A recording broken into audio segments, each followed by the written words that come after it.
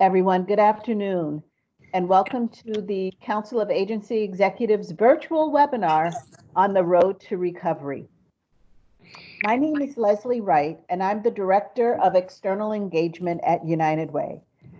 And as always, I really want to thank you for your time and the commitment to the community and to your organizations now more than ever. We understand that we are all going through some very, very interesting things right now as both organizations and individuals. And it's been a tough 4 months. And we thank you for taking care of your organizations and your communities during these unprecedented times. But before we get started, I wanted to take a few minutes to go over some housekeeping notes.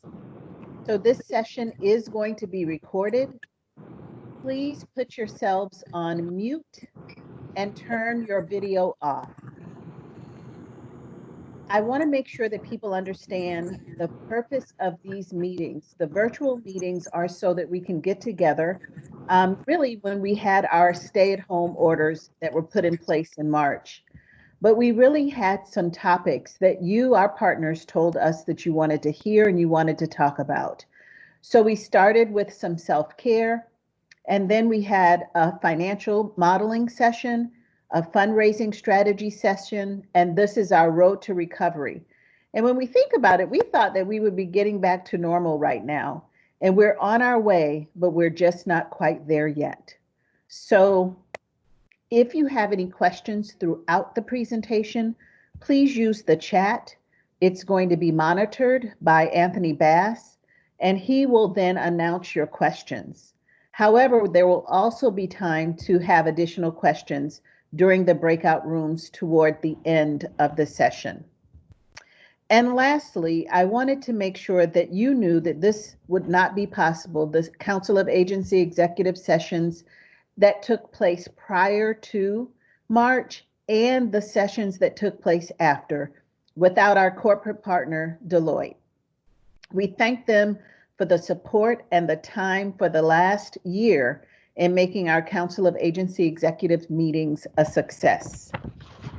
Now, without further ado, we will go through the agenda. I just did the welcome and the overview. Next, our panelists will introduce themselves and talk a little bit about who they are and the roles that they play at their organization, and then leave us with just one nugget each of what their key learnings were during this COVID-19 sessions that we are in right now. And then we will go through a discussion of presentations that they have, some question and answer sessions in breakout rooms, and then we will close. And that'll take us right up until 2:30. So engage, have fun, enjoy, and without further ado, I'd like Matt Marsh to introduce himself. Okay, great. Thank you so much. Can you hear me okay? Yes. Okay, great. So thank you so much for having me today. It's an honor to be part of this presentation and part of the Greater Twin Cities United Way effort. So thank you very much. So I am Matt Marsh. I'm the managing partner of Deloitte here in the Twin Cities, and in that role, I take a leadership position in terms of our office in Minnesota. And you know, from a Deloitte standpoint, we have three main divisions: a consulting, audit, and tax divisions, and provide those services to a large section of our corporate community, private community, nonprofit community here in the Twin Cities. I've been in Minnesota about I guess 11 or 12 years. I'm originally from Nebraska, made partner in Nebraska, and have done a whole bunch of different things within Deloitte, even including spending some time living abroad in India, and then previously spent a lot of time in the retail industry. So I was just recently named the managing partner, so looking forward to the experience and the opportunity to further team with the United Way and all the groups that United Way supports. So Excited to be here. Excited to talk a little bit about some of the road to recovery things that we're seeing in the marketplace here in a little bit. And I think you asked for one little bit of info and our learning right now. So I think the biggest learning is I'm getting sick of Zoom meetings. How about that? Is that that's my biggest learning so far. So, but I look forward to talk a little bit more here in a bit. Thank you, Matt. And Gretchen? Good afternoon. Thank you so much for inviting me. I'm looking forward to this, and I really appreciated the invitation from you to enjoy ourselves. So I plan to do that during this session. I'm Gretchen Musicant. I'm the Commissioner of Health for the City of Minneapolis, which means that I am the director of the local health department that serves Minneapolis. And as you might guess from the role of a health department, COVID-19 has had a very significant impact on our work. About 80% of my staff at least have been redeployed, at least in part, to be part of our incident management team as we think about helping the whole community adapt to this new risk amongst us. When I think about what I might have learned, I wrote so many things, but I picked a couple. One is that I have been so amazed at the speed with which we have all changed in reaction to this virus. We've learned how to do these virtual meetings. We've got all kinds of different ways of doing our work that might have taken us years of task forces and groups to study and think about in another environment. And I think we can be inspired by the speed of that change as we think about the remaining issues that are facing our community going forward, not just COVID-19, but how we assure public safety, what we do to really reverse all the racist factors in our community. So that speed of change is inspiring. And from that, also, second learning is that COVID-19 is not something over by itself. It's going to be influencing the way we do things from here on out to some degree or another, whether or not we get a vaccine. So those are my two biggest takeaways, and I look forward to our conversation as we go forward. Thank you. Awesome. Thank you, Gretchen. Noel? Hi, good afternoon, everyone. My name is Noel Nix, and I'm the Deputy Director of Intergovernmental Relations and Community Engagement in Mayor Carter's office in St. Paul. And I'm often asked, what does that very long title actually mean that I do? It's really just a way of describing that I support a lot of our policy work, particularly with our local government and state partners. And I'm also deeply involved in helping to plan and execute Mayor Carter's vision around centering community voices in policy making. So serve as a liaison to our community organizations, including our neighborhood district councils, and here during the COVID crisis, have been involved in helping to put together and launch a few initiatives that I'll talk about a little bit later. So my background is that this is my second tour of duty with the city of St. Paul. I served as the legislative aide to then Council Member Carter back in 2011 to about 2013, and then I had the distinction of working for Commissioner Tony Carter, a little bit of a theme emerging there for several years within Ramsey County, and so I had an opportunity through those projects to work on things like the economic development strategy around light rail, the launch of the St. Paul Promise neighborhood, helping to shape some of the city of St. Paul's foreclosure crisis response efforts with Commissioner Carter, helped to support her work around juvenile detention alternatives and workforce development, among many other things. In terms of my further background, I am an urban planner by training, so hold a master's in urban and regional planning from the Humphrey School, and did my undergrad at the U as well in business and marketing. Originally hail from Flint, Michigan, moved here to go to the University of Minnesota, and like many folks who are not from here and think you're just going to do a stint here, wound up falling in love with the place. So proud to call myself a Minnesotan. And what's the one thing you've learned during COVID, like your one memorable thing?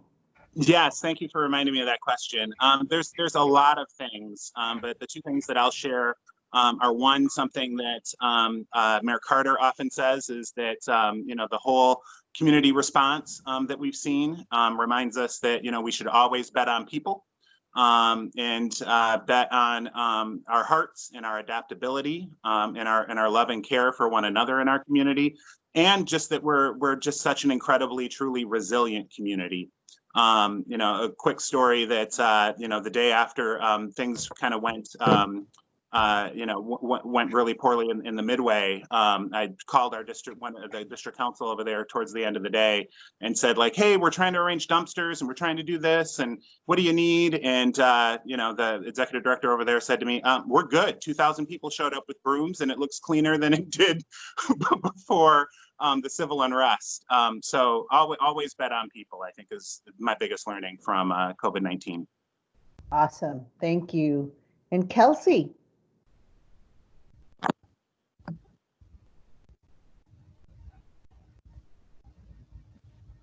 Kelsey.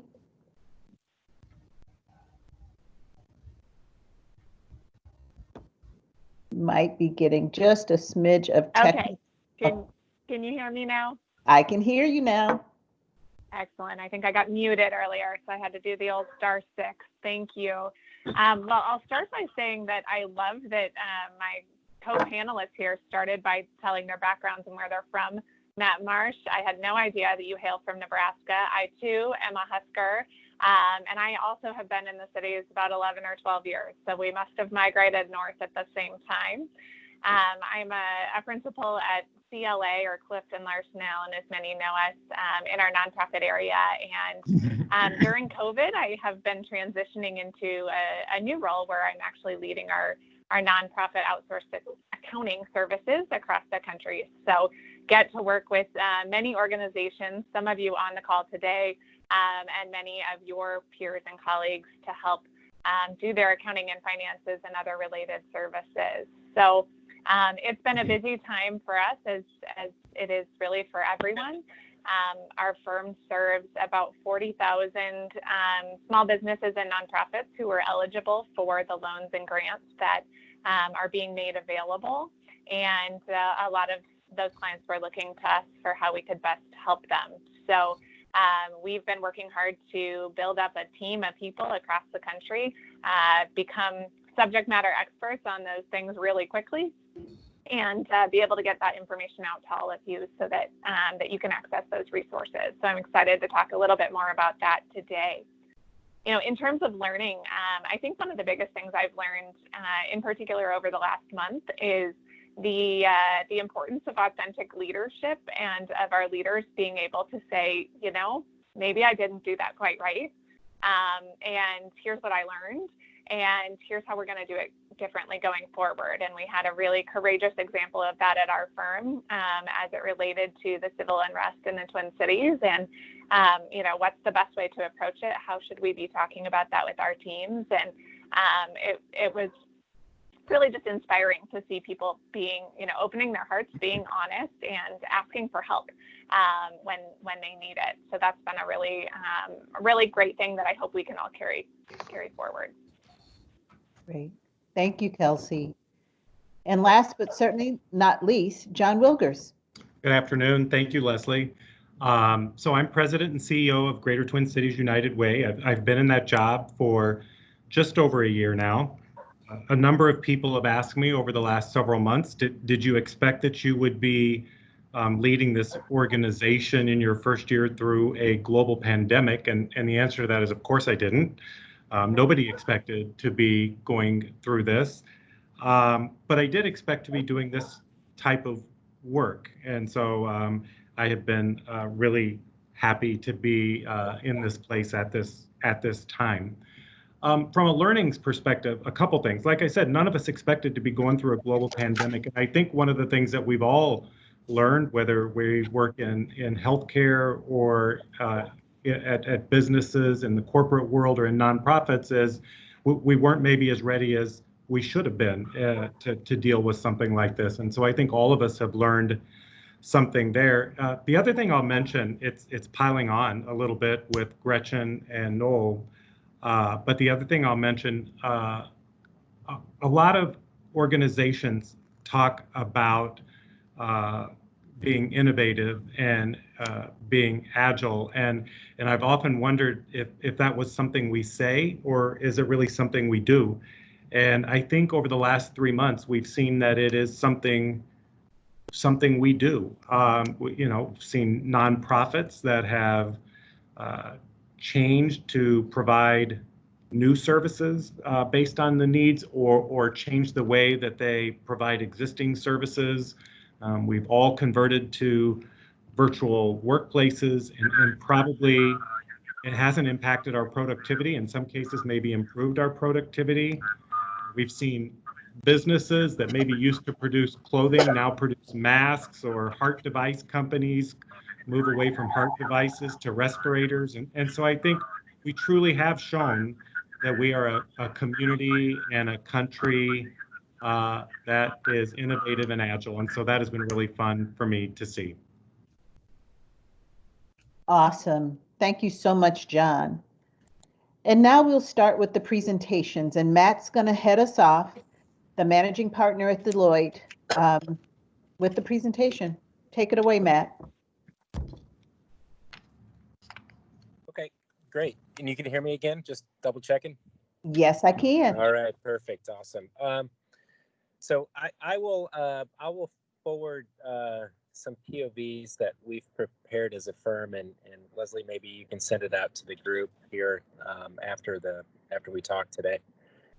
So I don't have any slides, but I'll talk a bit today, sort of the journey that we've seen through the crisis, and then in terms of now how people are thinking about the return to work, which is actually an interesting term, because we've had clients talk to us a lot about, well, it's not really return to work, it is return to the office, or return to a bit more non-virtual. So that is a good way of thinking about it, because as John and everybody's mentioned, corporate America, business, not-for-profits have all done an outstanding job of being resilient and changing how they operated. I'll go early into the COVID process here. One of the things that a lot of people were nervous about was the level of productivity that would occur. And in one anecdote there was, this happened during a financial close process for a lot of organizations. And so how would they close their books, do financial reporting? And this is just one example. And across the board, a lot of our clients talked about how smooth that process was, and that the technology that they were able to leverage, the ability to use virtual meetings such as Teams that were on, or Zoom, allowed them to really execute through that whole process without a hitch. And so that view has kind of permeated itself throughout organizations, that they've been much more successful at running the business than they thought they would be able to through this whole virtual process. And it's made them rethink a lot about how do they want to return to the office.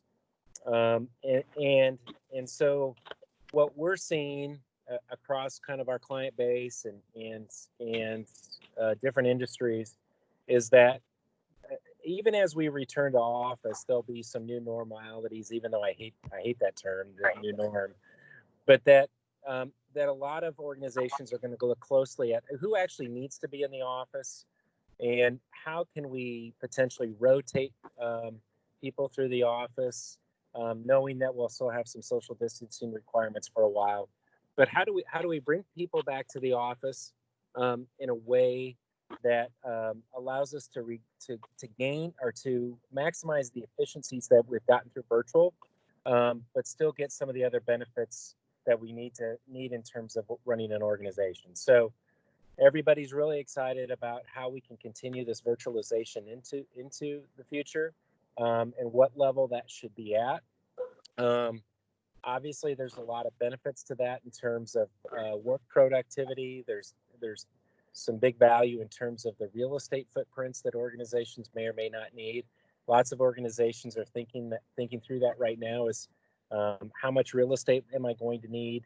And there's different questions around that and different ways that you're going to have to look at that, both in terms of a short and long-term perspective. Short-term being, we'll probably have to keep some social distancing in place. We're going to have to think through elevator usages depending on the size of your building. And by the way, elevators are a huge bottleneck, even as our firm is thinking through how we're going to bring people back to work. I'll give you just a quick example. In New York City, where our national firm headquarters is, I think the city of New York has right now set guidance is only one person in an elevator at a time. So if you think about the high-rise buildings, in New York City, it would take you 8 hours to get up to your floor to even go to work. So some of that's not practical right now, which is why a lot of people are even slowing down in terms of how they're thinking about it. But all that will be sort of a short-term reality in terms of how we leverage physical space. Longer term, though, I think there is a perception that there will still be a need for physical space and physical coming together, but that we can probably do this in a much more efficient use of space in the future. So, that's definitely something that everybody's thinking about and really focused on right now because of all the costs that's tied up in that. Now, when it comes to people, this is an interesting area right now. Is while everybody's really excited about the level of productivity and how they've been able to run business in this new model, everybody's also really worried and not sure how to think through, okay, how do we maintain a culture as an organization? Can we maintain a culture through this process? So what do we have to do to actually get people face to face and doing those things? How do we deal with performance management? Because it's always a challenge when you're not together as much. And then how do we do with development of our people? How do we hire the right people, and how do we kind of go through that historical life cycle of HR? So those are things that, while we've been really productive in operating our work, we don't necessarily know what the long term holds for how productive that will be in terms of the overall health of the organization from a culture and development and ongoing people needs. So that's probably the next thing that a lot of organizations are thinking through. We're thinking through it as we work with clients, and that's why I think there will be a balance and a move back to a mix of virtual, where we can get the efficiencies and we can get some of that productivity, but recognizing we still need to grow and develop talent and move the business forward. So, real estate costs, big area. People development's the next big area.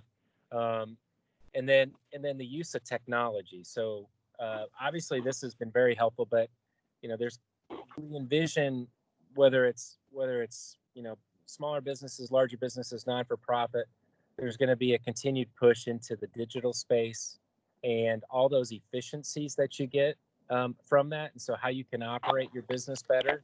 So a lot of companies and organizations are looking at that issue right now. Is where am I going to have to make those investments, and how do I use technology to further support and drive the business?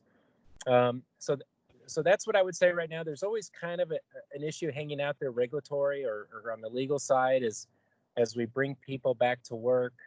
How do we need to think through sort of the risk of somebody getting ill within our space? How do we support that person? How do we protect the organization from potential litigation? If we're not, if that were to happen. So those are what I would call the four big areas of discussion right now. Leslie, I'll pass it back to you.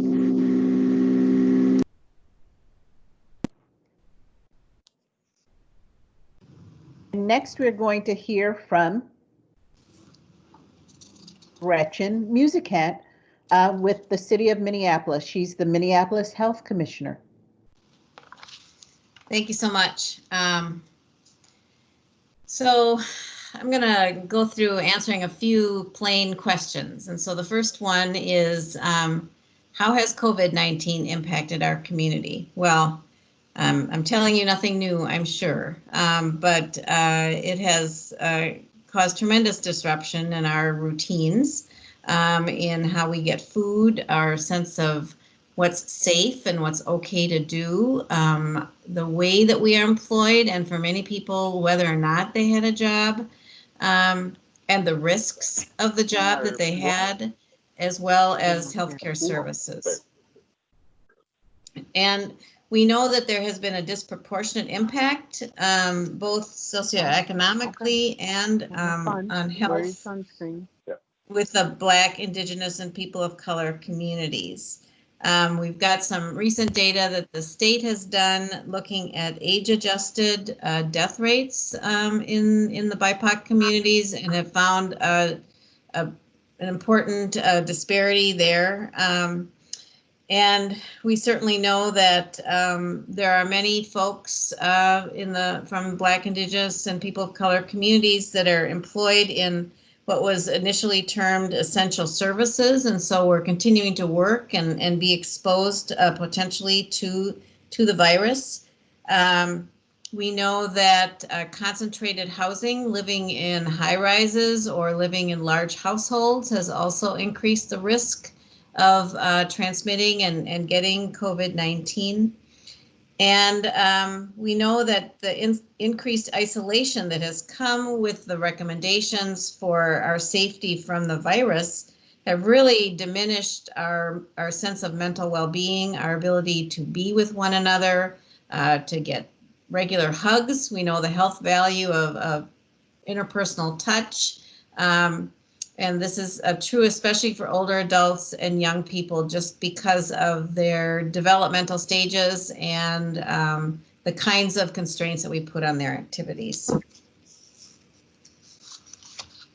Next slide, please. So the next big question is, how is the Minneapolis Health Department responding to the pandemic? And so there are three buckets, if you will, that I want to talk about. One is we really have centered equity in our response efforts, not only in the way that we reach out and provide services, but also how we get input from the community to drive our decision making. Right from the beginning, as we put up our emergency response system, our organizational structure, we created a branch for community engagement, knowing that there were many tasks and things to do, but a very important additional focus was to engage with the community. And so we had a group of staff that were assigned to just engaging with the community, learning what the community needs were, learning what the assets in the community were, and trying to become a matchmaker for that. We also created a special advisory group with a short-term window of 8 weeks to work with us. We called it the Shared Power Advisory Committee, to really bring us voices from across the various cultural groups and at-risk and marginalized groups within Minneapolis to tell us what's going on the field, how our message is being received, what are some of the needs that might not be visible in the data. And we have found that to be really an incredible and valuable resource for us, both in the relationships that we formed and the information that was conveyed.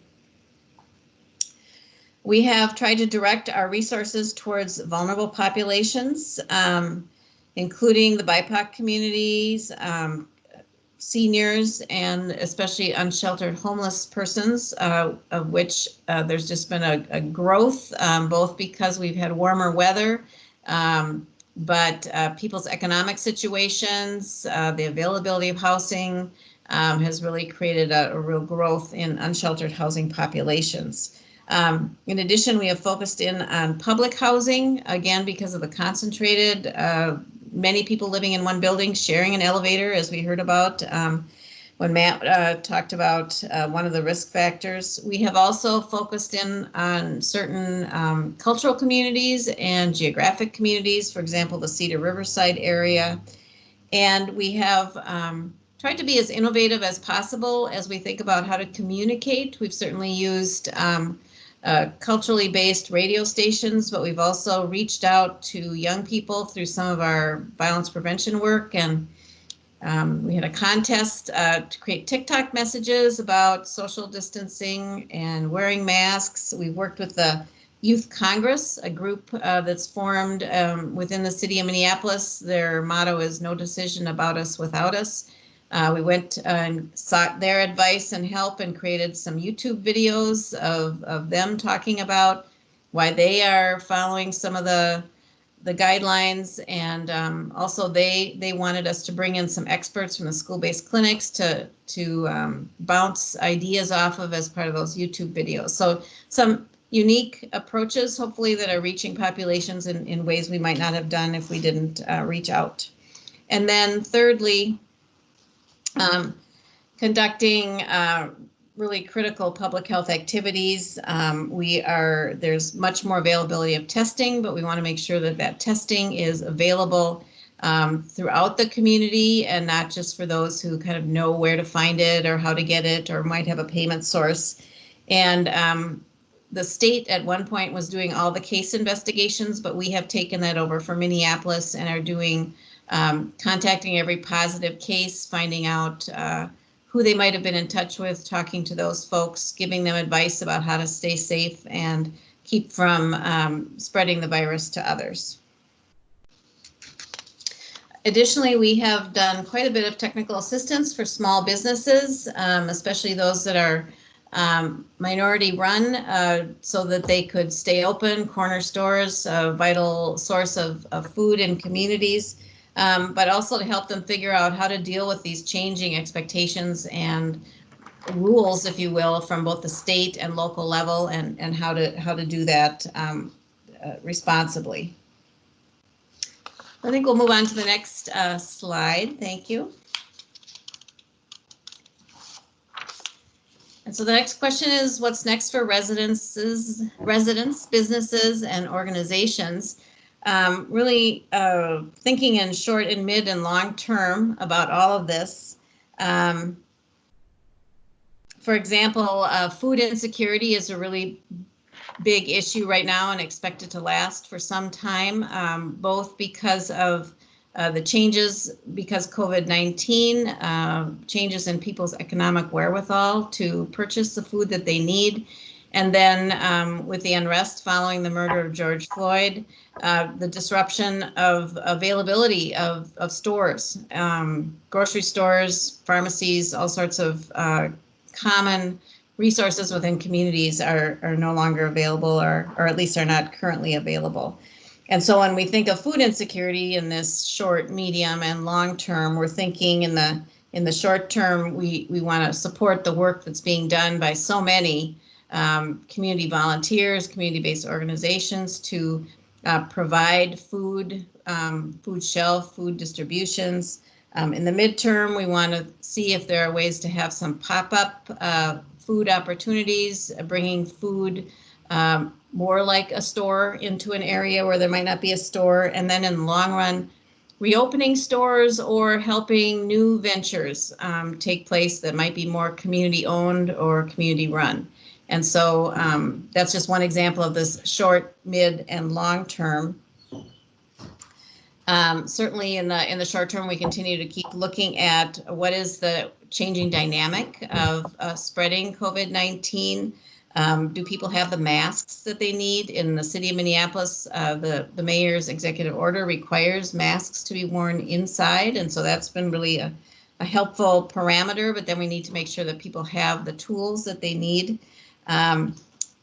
Creating physical distance is sometimes a challenge. We've been working with businesses to make sure that that's possible in various size outlets.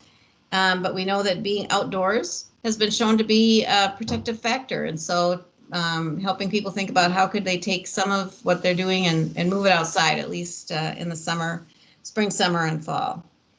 And so in the midterm, certainly helping people reopen their businesses, problem solving with them. Again, if you look at some really small stores, it's not even possible to stay 6 feet away from each other. So how do you create some barriers?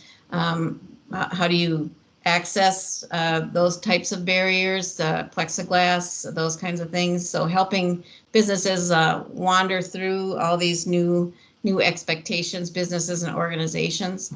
And then how do we support at-risk populations in the midst of all this reopening? And then in the long run, really engaging in dialogue about how to rebuild Minneapolis to a new place, not just restoring it to what was, but how do we create something new that's part of the vision that we all have for the future. And for me, I'm also looking forward into a time when there is vaccine. I think we all will appreciate if there is a vaccine, how it will give us different options of how to live together.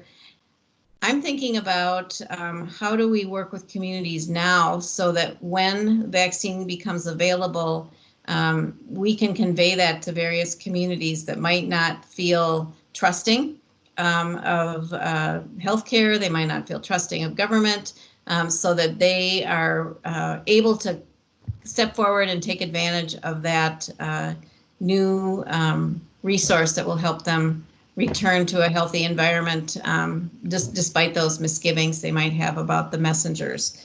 So that's another part of the long-term planning. So let's go to the last slide. And the big question there is what resources are available. The city has created a COVID-19 website. It's in multiple, there's information in multiple languages. There's also a form on there for people to indicate if they are looking for resources. And we take that, those forms, we look at them and we try and act as a matchmaker, if you will. So we as a city might not have what people need, but we might know someone who does or be able to make a connection. And so I encourage you to look at that if you're part of an organization that's having an event in the community or need some resources, to contact us through that. There's a COVID e-newsletter that you can sign up for from the city. We're on social media and on cultural radio shows. So these are ways to maintain ongoing awareness and situational awareness. We've also developed our materials in many different languages and are providing, as I already mentioned, technical assistance to businesses as they grapple with, well, how would this work in my location, or how would this work with my kind of business, or what are my options? And we have been providing personal protective equipment, cloth masks. We distributed over 50,000 cloth masks during the unrest following George Floyd's murder. And we're really pleased to see how many people that were part of the unrest that were using masks, really establishing new norms for us in our community. And so are very grateful for that. We've been providing hand washing stations and porta potties in areas where there are a lot of unsheltered homeless who are camping. And then to bring it full circle back to the story of food insecurity, we're providing logistical support for community-led emergency food distributions to try and bring some regularity and normalcy to that, and also help organizations think about how do they do that kind of work beyond the very short term into the midterm. So that's some of the resources available. Thank you so much for the opportunity to talk to you about what we're doing, and I look forward to hearing what others have to say on this panel as well. Thank you. Thanks so much, Gretchen. Thanks so much. Noel, you're up. Hey again, everyone. So Leslie, you had asked me to talk a little bit about what the City of St. Paul has done during the pandemic and what's next for residents, businesses, and organizations within the community. and the resources that we've made available and things that are in the works. Being an urban planner, urban planners count things. So, I thought I'd just kind of share, where we're at in terms of the state of things. Being 3/5 of the county, it's no surprise that we're seeing, the lion's share of COVID cases and COVID fatalities in the city of St. Paul. You look at peer cities across the country, and relatively, we're in an okay place, but we're continuing to try to remain vigilant and trying to fully recognize that we're still very much in the midst of this crisis. During the civil unrest, which was quite a shock, a system shock, in the midst of feeling like we were reaching a place where we were starting to really get our arms around COVID response. Within about a 12-hour period, our St. Paul Fire Department reports that we saw about 50 fires set. On average, we see maybe 2 to 3 structure fires a month. So months worth of work for our St. Paul Fire Department within 12 hours. And then approximately, we know of about 280 businesses that have been impacted. In terms of neighborhoods directly impacted, when I was finishing off these slides, clearly I didn't land on a number because all the neighborhoods have been directly impacted in some way. Whether it's someone who lives in one neighborhood and works in a neighborhood that was acutely impacted by a lot of the activity that took on during civil unrest, or knows of a loved one who's been impacted. It's something that we're feeling across the city. And I think in a great testament to collaboration between our St. Paul Police Department and our St. Paul Fire Department, with support from surrounding suburban police departments, we were able to put out the vast majority of those 50 fires before they caused extreme damage. And so we've only lost about 5 buildings that have needed to be raised to date. It's still very much in process. We may very well wind up losing additional buildings, but feeling very, very just fortunate that we haven't seen more extensive total losses. In terms of what the impact is on the budget, we're projecting anywhere from a 5 to 10% impact of our original general fund budget of $339 million. Which when you combine that with the non-general fund revenue resources that have been lost from everything from the River Center to our parking ramps downtown, to permit fees, and other non-general fund revenue sources, it's just an enormous challenge that we're facing in terms of figuring out 2020 and charting a path to 2021.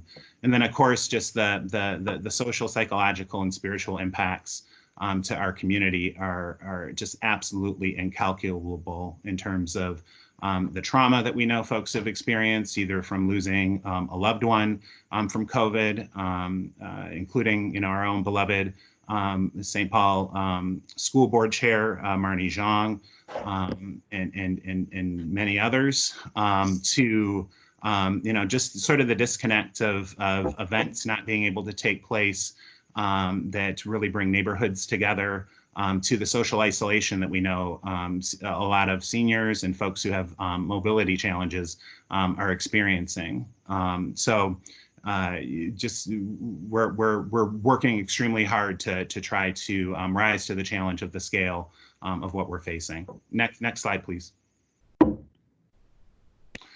And so I won't read through all of this, but this is a sampling with a lot of great links in terms of many of the efforts that we've undertaken to try to support our community members and business owners and others in a variety of different ways at what can only be described as warp speed for local government. We created the St. Paul Bridge Fund out of whole cloth, rededicating some local dollars, as well as through the generosity of a lot of our corporate and philanthropic partners. And we were able to directly impact over 1,500 local businesses and low-income families who had been impacted by either losing their job or needing to shut down or close down their business as a result of the emergency orders during shelter in place.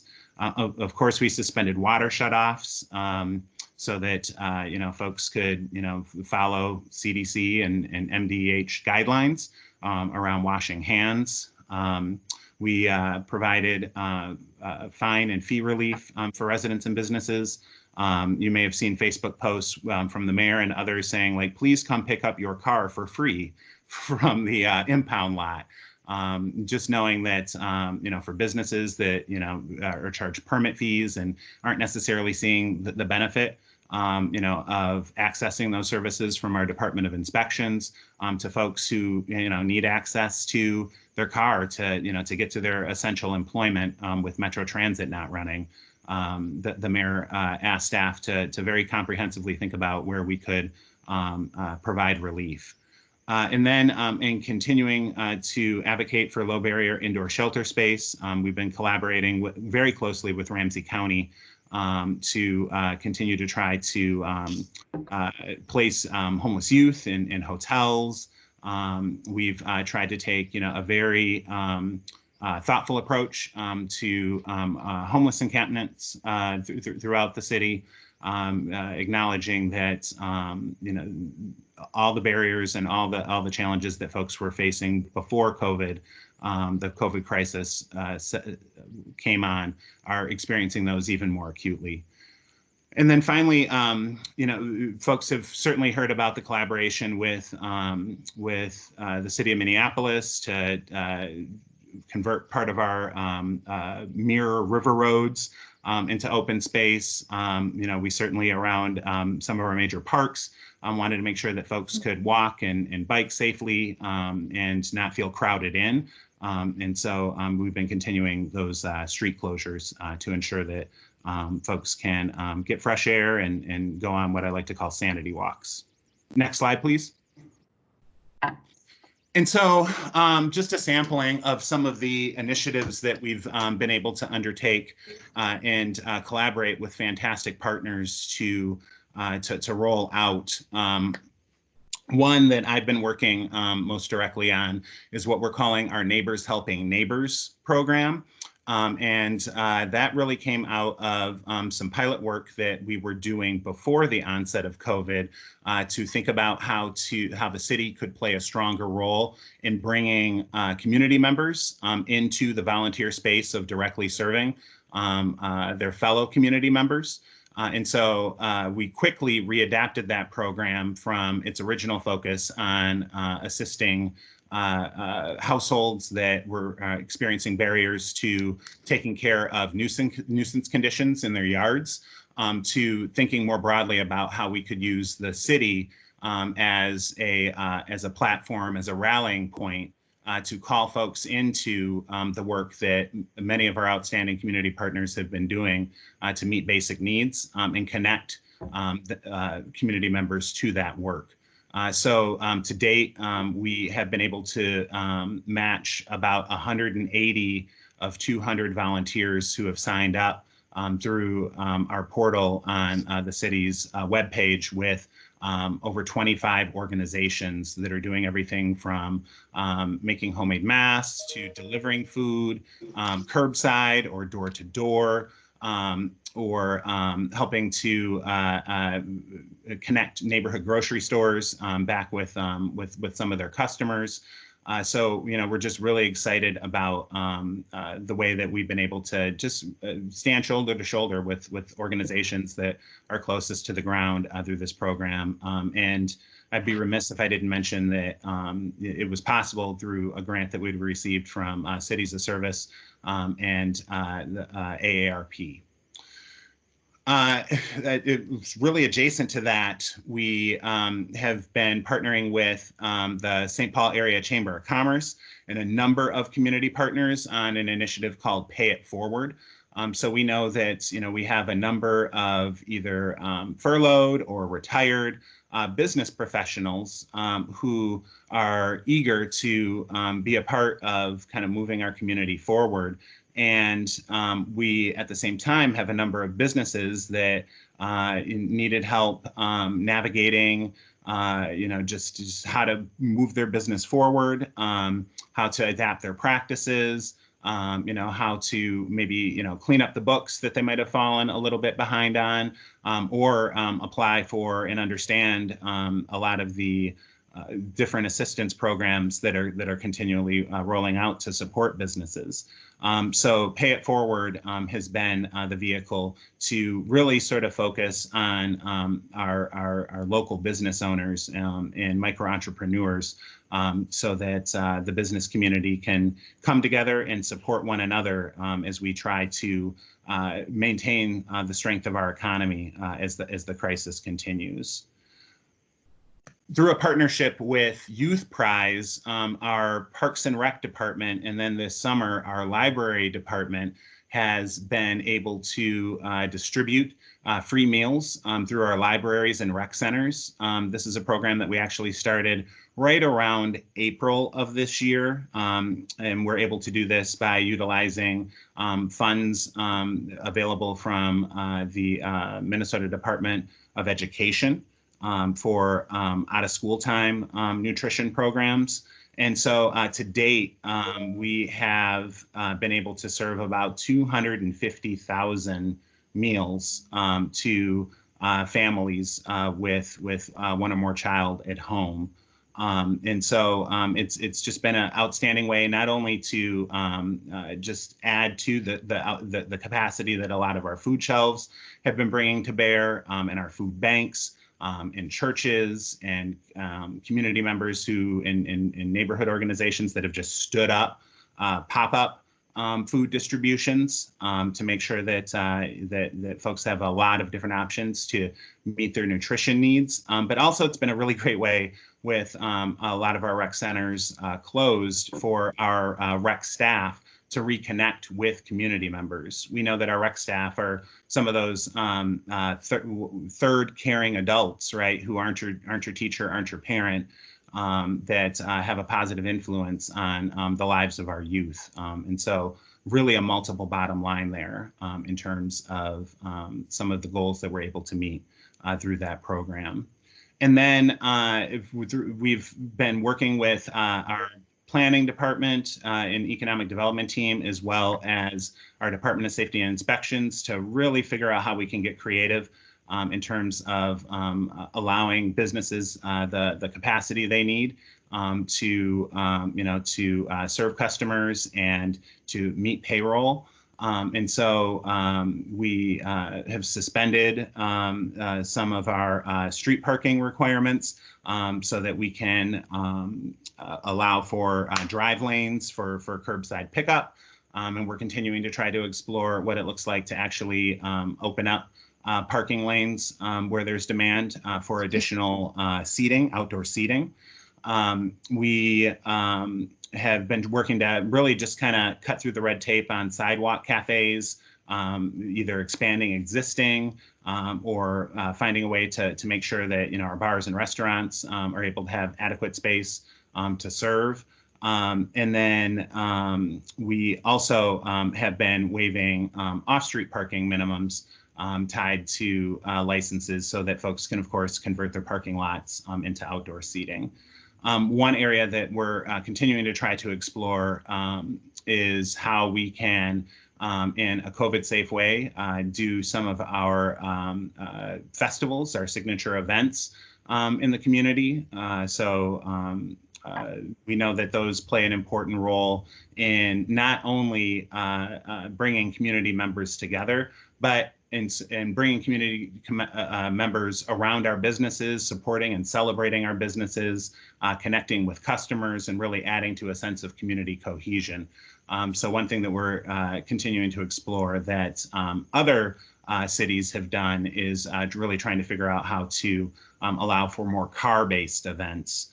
We have some regulations that allow for this under the governor's current emergency order, for things like drive-in church services, but trying to figure out how we can really sort of channel this into what I like to call, the equivalent of the car parade, that we've seen for graduates and birthdays and baby showers, into something that can really sort of support our businesses. Next slide, please. And so just to kind of give you a peek behind the curtain in terms of, how we're trying to really think creatively about how to continue to deliver city services, but at the same time meet the challenges of the reduced revenue sources that we're seeing. We're freezing and trying to reduce open positions and temporary positions wherever possible. Really just trying to adapt programming needs and figure out new and different ways to deliver program in cost-effective ways. Reassigning decisions that relate to maximizing, employees, so that we can limit, the need for furloughs or other action. Just trying to figure out what it looks like to, tap into our reserves, in a way that's not going to adversely affect our bond rating or our credit rating.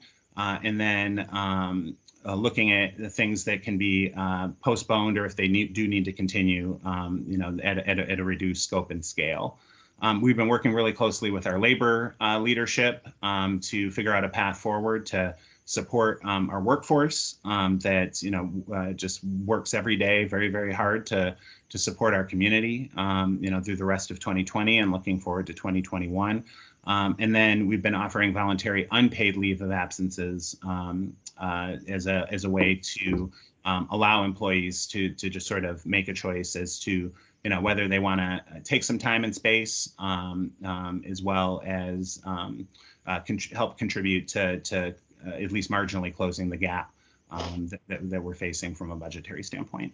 Next slide, please. And so as we look to the future, what the framework that we're working under is recover, reimagine, and rebuild a just, equitable economy and community. And so when we talk about recover, it's about really trying to lean in around the immediate impacts, understanding what the scope and scale of damage is, understanding what businesses need. We've been conducting surveys and conducting open houses, and have had economic development staff checking in with businesses one-on-one, saying, are you still open? What are the barriers to opening? Here's some of the resources that are available out there.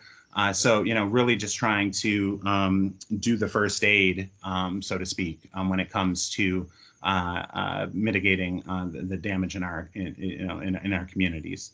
Reimagining, right? That's about bringing in critical community voices, especially our BIPOC community, business leaders, to think about what it looks like to equitably move forward with our local economy. Anytime there's something like this in a community, whether it's a natural disaster or otherwise, there's all kinds of concerns about whether or not businesses are going to be able to sustain and move forward, whether or not we're going to be able to hold on to community identity, whether or not there's going to be opportunity, and who, quite frankly, is kind of calling the shots and painting the picture in terms of what our goals are for what we want our community to be. So through our business roundtables and other roundtable conversations, specifically with leaders of color within the community, we've been working to try to lay the groundwork for what will be an ongoing conversation about what what that vision is for what we're moving towards as we look into the months and the years ahead. And then, rebuild, right? And so we certainly don't want to, when we shy away from, as we think about the long term, using the word recovery, because recovery means just getting back to right where we were. And we know that, from an investment standpoint and in terms of the structural nature of our local economy, there were a lot of ways to rethink and improve how we approach city building. And so as we think about rebuilding, we want to make sure that, we're thinking about what, placekeeping looks like, what access to wealth and capital looks like, particularly for BIPOC businesses, and ensuring that, we're not just rebuilding to get back to where we were, or we're not just rebuilding to get to double down on equitable growth, but that we're doing it in a way that everyone has an opportunity to share, in the prosperity that we know we're going to continue to see, in our region. And so some samples of possible tactics and objectives that we're exploring. We're exploring all kinds of avenues to create access to patient mission-driven capital. And of course, that's all about, repair and expansion, and making sure that there's access to working capital, but also strengthening community ownership. Are there opportunities to deploy land trusts or to help facilitate the deployment of cooperative ownership models, or community acquisition of properties, to really help to put community at the center and in the driver's seat in terms of our local economy.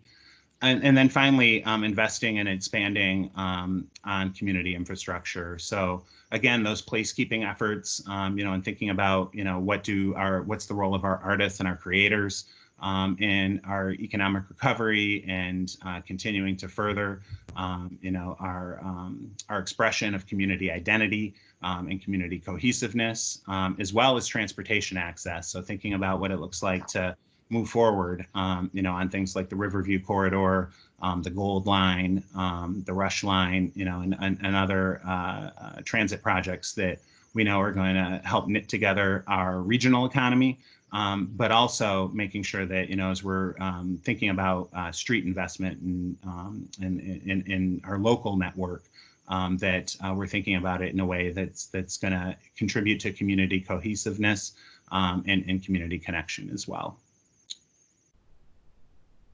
Next slide. I think that might be my last. Yep. That's it. Thanks so much, Joel. Thanks. Excuse me, Noel. Why did I say Joel? I don't know. Kelsey, do not be concerned with our time. We've allowed for some changes. So please, without further ado, Kelsey Vatsis. Great. Thanks, Leslie. All right. Well, I'll start by saying, as it happens, of course, our street started some construction, this afternoon, and I was unable to get to another location. So you go to the quietest place in the house, which of course is the bathroom. So if it's echoey, I apologize, but hopefully you can hear me okay. Okay, so we're going to talk about one of those resources that Noel talked about, which was funds that are available to nonprofits and small business.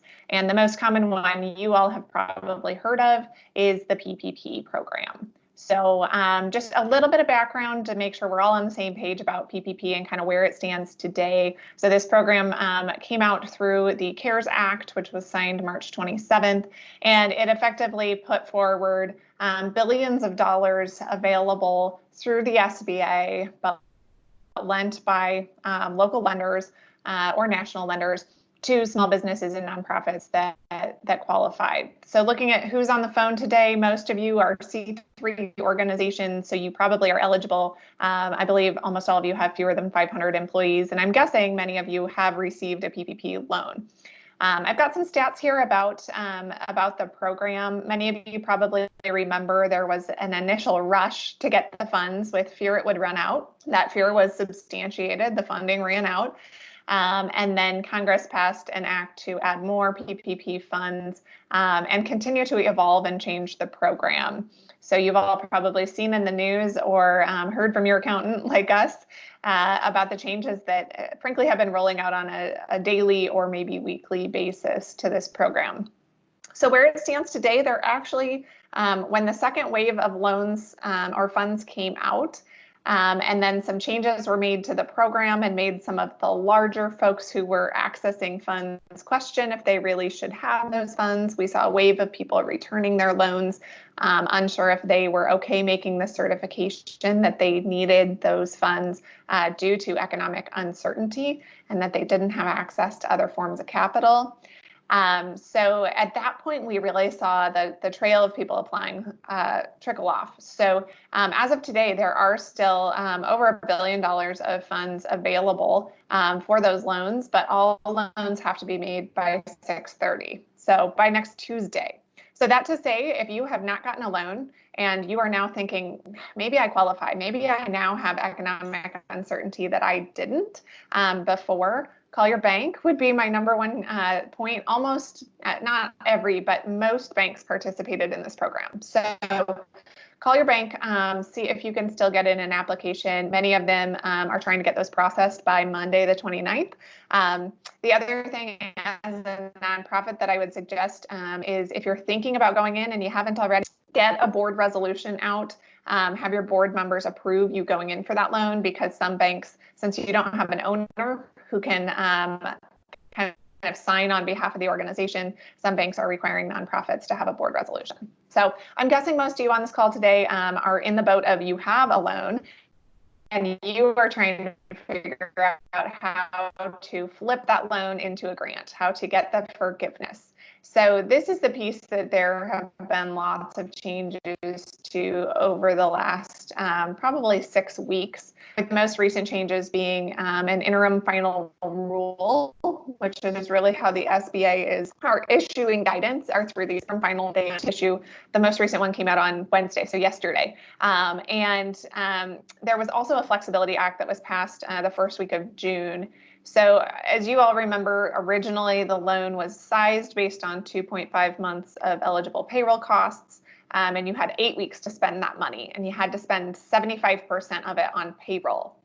Well, the Flexibility Act that was passed originally allowed you to opt for either the 8 or the 24-week period. And the 24-week period really means that you now have 24 weeks to spend 10 weeks worth of payroll. So it effectively allows organizations to maximize forgiveness, to get the whole thing forgiven. One of the questions was that there are some, the way the application is written for forgiveness, you do have to maintain certain things. So you have to maintain levels of FTEs or bring your staffing level back up to where it was pre-COVID. And if you reduced salaries or wages in your covered period, you have to bring those back up. There now are a number of situations in which you get kind of a hall pass for that. So if you terminated someone for cause, or if you weren't, the biggest one that came out last week was if you open longer or similar, therefore you didn't bring back people because you weren't open. Now you get a pass for that. So those don't count against you. So our biggest kind of bottom line here, as we follow the trend of what's happening with PPP, is that we think that the government is going to continue to relax the rules and really try and get it to a place where most organizations who really were eligible for this will be able to maximize forgiveness. A few things to highlight here for nonprofits. The most common question that we're getting is there was an allusion to in the original application that you couldn't double dip. So if you're getting federal funding for to pay for payroll. You can't use the grant that's paying for payroll and PPP funds to pay for payroll and get that forgiven. So now commonly called double dipping. And that was it until about a week ago. That was all anybody said about double dipping, was you can't do it. But as you all know, like how that actually is interpreted, what that means for your organization, and the very nuanced types of grants or contracts you might have with government sources, that didn't tell you a lot about what you could or couldn't do. So in the last week, the OMB, which is part of Treasury, they did come out with a clarifying memo about double dipping, and effectively says if you're getting federal funding that is indicated to pay for payroll costs, you have to choose one or the other. Can't use PPP and the federal funding for that same payroll cost. But two things that we would suggest that you do if you need to, in order to ask forgiveness, you might not have to do this, and it might be easier for you just to only apply the costs, your maybe administrative costs that often aren't covered by your federal grants. But if you need to, go to your funder, go to your program officer at either your state or your federal grantor and ask them, can you have a no cost extension? So can you push out the timing of that federal grant, and you just wouldn't charge your grant for those things you're going to use PPP for? Or can you have a release or a budget modification to allow you to use PPP for this and maybe use your grant money for something else that was maybe normally targeted for payroll? So for nonprofits, this, like everything else in nonprofit accounting, it's a little harder for you. It's a little more tricky for you to navigate forgiveness.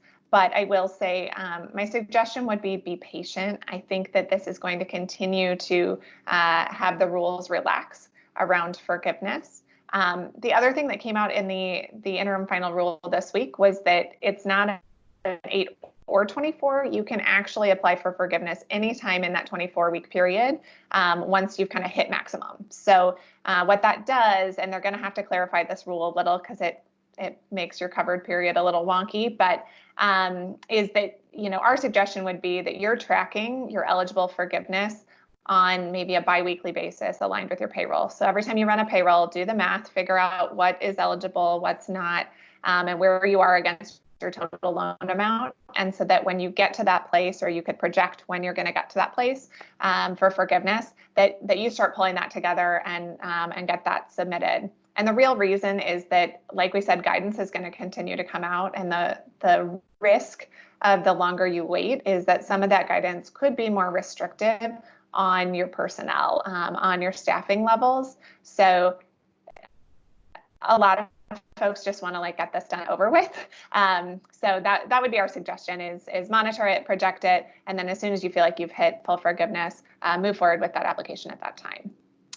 All right, let's go to the next slide. And I just want to hit on, there are some organizations on the call today who maybe weren't eligible for PPP funds. That's primarily those of you who are not C3s. I think we've only got a few associations here, but unfortunately C6 associations were not eligible for whatever reason. So as we've been helping clients over the last few months, we kind of boiled it down to and put together some resources for our teams to help their clients. So basically said, if your clients need cash, here are some options, and if they need to save cash, here are some options. It's simple. So using it that way, tax credits, these are basically you've spent money on things that are eligible for you to get that money. The way you can get it back is through a tax credit, which normally for nonprofits doesn't work because you don't pay taxes, but you do pay payroll taxes, and most of these are actually payroll tax related. So the Families First Coronavirus Act tax credits have to do with if you had an employee who had to take time off because they got the coronavirus or they had to care for someone due to that, you can get some of that paid back to your organization if you gave that person paid time off, which you were required to do. So that's a way to get some cash when you're filing your 941s, your quarterly tax reports.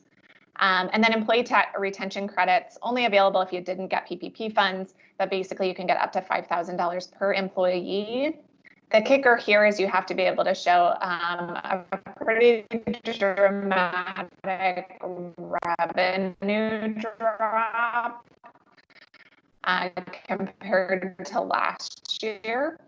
And a lot of organizations have trouble hitting that threshold. So that may only be relevant for a few of you, but $5,000 max that you're probably pulling out and setting aside each month. You can defer that until payments at the end of 2020 and then end of 2021. Cash, ultimately, you still have to make the payment. It's just more of a cash flow thing. Unemployment, 50% subsidy. So many of you as nonprofits, you self-insure your unemployment. And the Department of Labor did come out saying states should charge you 100% of those costs, and then you can go to the federal government and get 50% back. That's still being debated a little how that's going to work, but know that there should be a subsidy for it. And then really quickly, a few other things here. EIDL loans, those were the first things to come out, and then they got paused because they had such a high demand for them. They are back. So if you are eligible for, these are actually loans, they're not forgivable, but you can get up to a $10,000 advance, which is a grant. That piece, you don't have to pay back up to 10K. So if you go out to the SBA.org website today, you can apply for that again. That opened up last week. And then lastly, Main Street lending. So this, there was a comment period that ended earlier this week about feedback on it. This is really going to be for the pretty large nonprofits. Decent terms on a loan. So if you're really needing some liquidity there, this might be an option. We anticipate it'll roll out the end of July.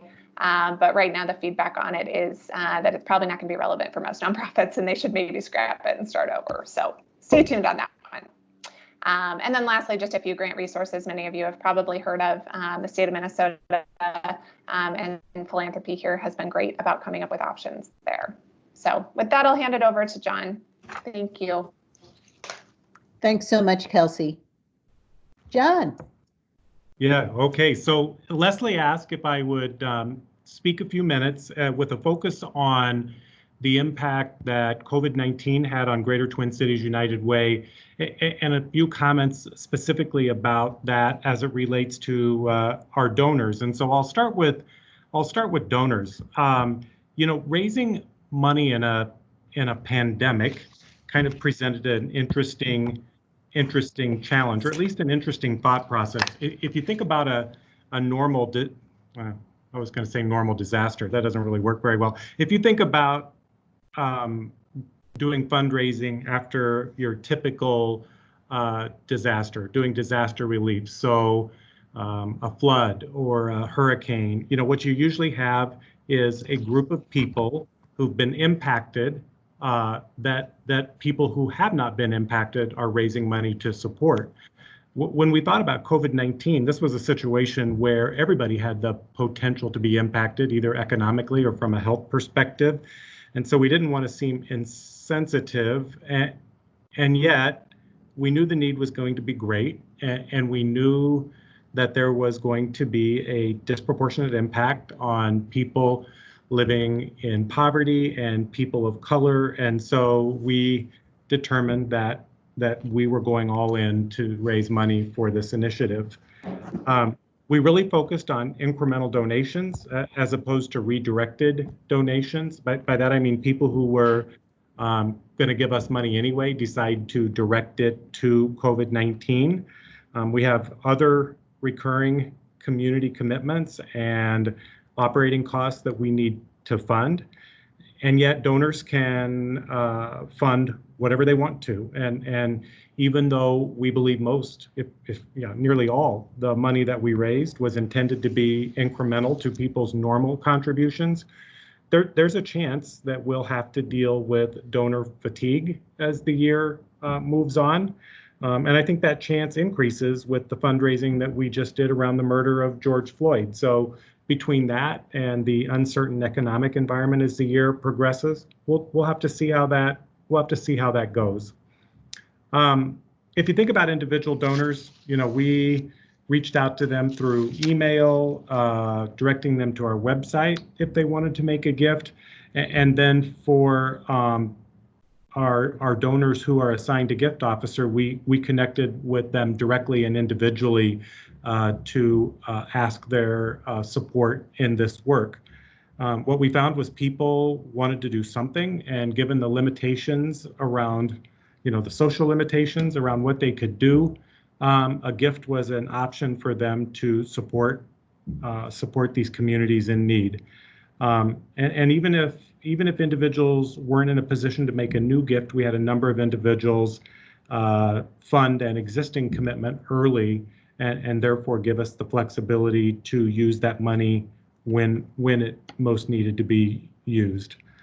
From a corporate and institutional donor perspective, I think we've all seen that those organizations have definitely acknowledged that they have a responsibility around COVID-19, and they've been very generous. I think maybe the most interesting shift we've seen from a corporate perspective is really how they view philanthropy. For the first time ever, we saw organizations think about their internal response as part of their philanthropic response. So let me give you an example. So maybe a corporation came out and said, we're investing $4 million to support various COVID relief efforts, and you would read and find out that maybe $1 million of that was to set up an internal fund to support their own furloughed employees. And that's just one example, but we had never seen corporations or institutions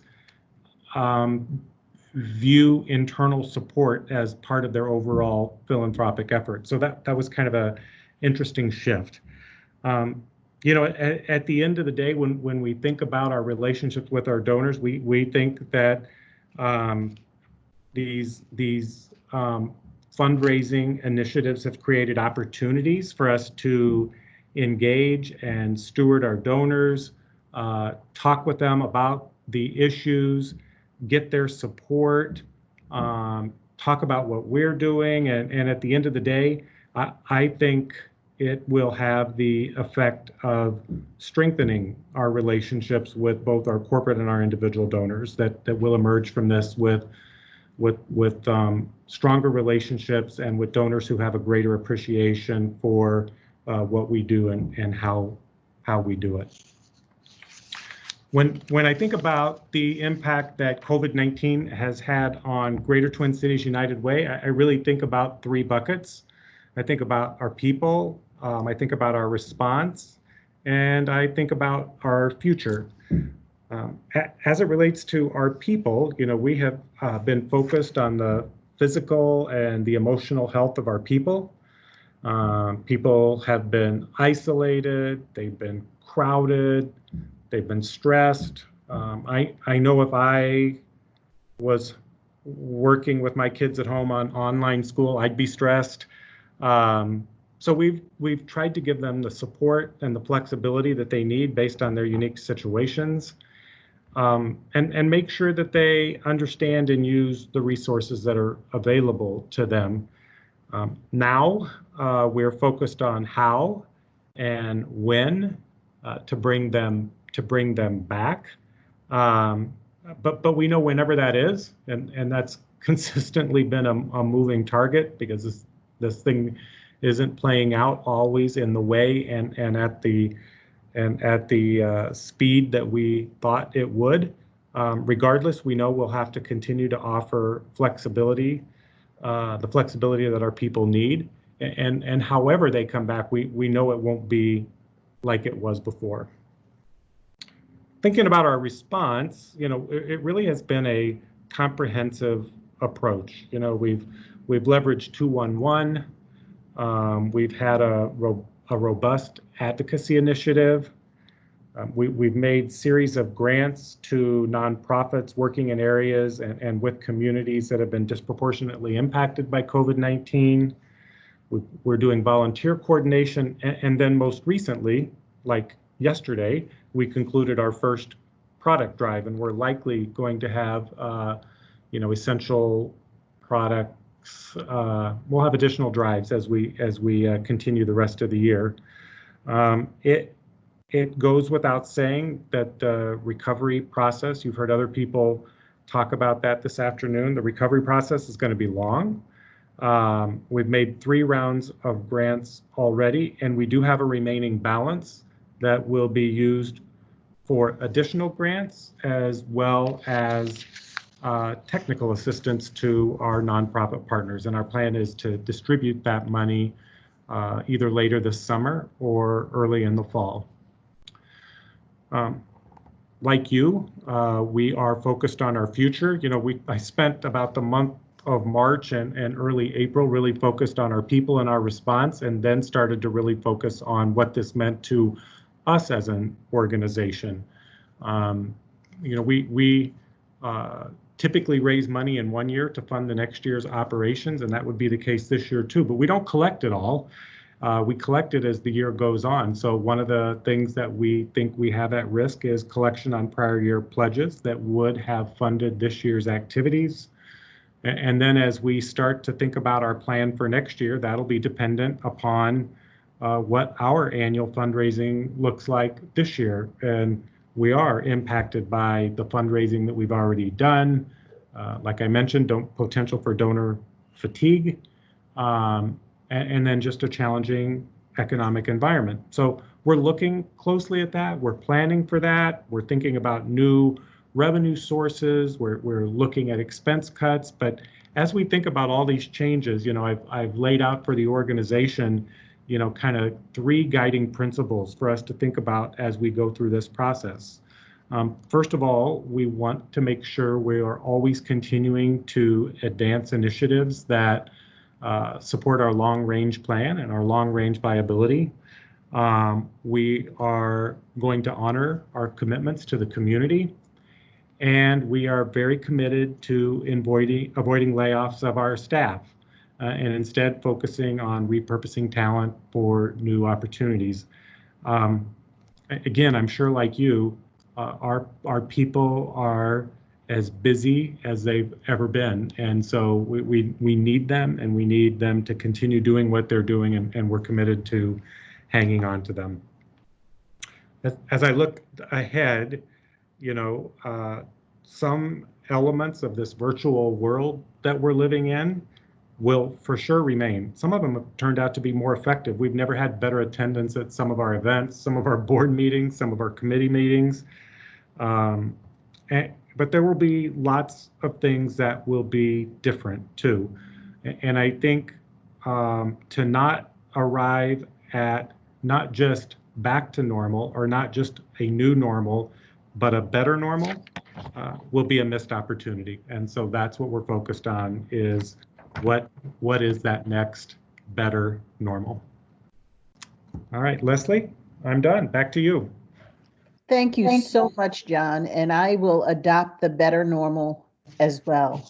In lieu of time, we will not be having the breakout sessions, realizing that we are right up to our capacity. So I wanted to make sure, and these will be included in the presentation that is being sent out, to include the contact information for our presenters, which is on the slide. We will not be having the breakout sessions, and then do some closing remarks. Thank you so much to Matt, Gretchen, Noel, Kelsey, and John for your insight and for the knowledge that you shared with us today on what is going on both in your organization and in our community. Thank you to the United Way staff, our community participants that showed up today, and also to let you know that this session is going to be included in the newsletter that we sent out, that we will be sending out, next week, as well as listed on our website. We have been sending our newsletter out every 2 weeks now for a couple of months, and we will be going to a monthly newsletter. So that is just to inform you that that will be the case, but stay on the lookout for additional information. As John alluded to, we will be communicating some additional grants and/or technical assistance opportunities soon that we will be sending out to you. And as last month's session, I thought I would end with a commitment to live inclusively. This is directly aligned to United Way's value of equity, and I also included that in the newsletter last week. A commitment to live inclusively. I commit to be intentional in living inclusively. I commit to spending more time getting to know myself and understanding my culture. It is in understanding myself that I am better positioned to understand others. I will acknowledge that I don't know what I don't know, but I will not use what is unconscious as an excuse. I will be intentional in exposing myself to difference. If I don't know, I will ask. If I am asked, I will assume positive intent. Most importantly, I will accept my responsibility in increasing my own knowledge and understanding. I commit to speaking up and speaking out, even when I am not directly impacted, for there is no such thing as neutrality in the quest for equity, justice, and inclusion. I will strive to accept and not just tolerate, respect, even if I don't agree, and be curious, not judgmental. I commit to pausing and listening. I will be empathetic to the experiences and perspectives of my others. I will use my privilege I will use my privilege positively and get comfortable with my own discomfort. I commit to knowing, getting, and doing better than I did yesterday, keeping in mind commitment to live inclusively is a journey, not a destination. Thank you everyone for your time and have a great rest of the day.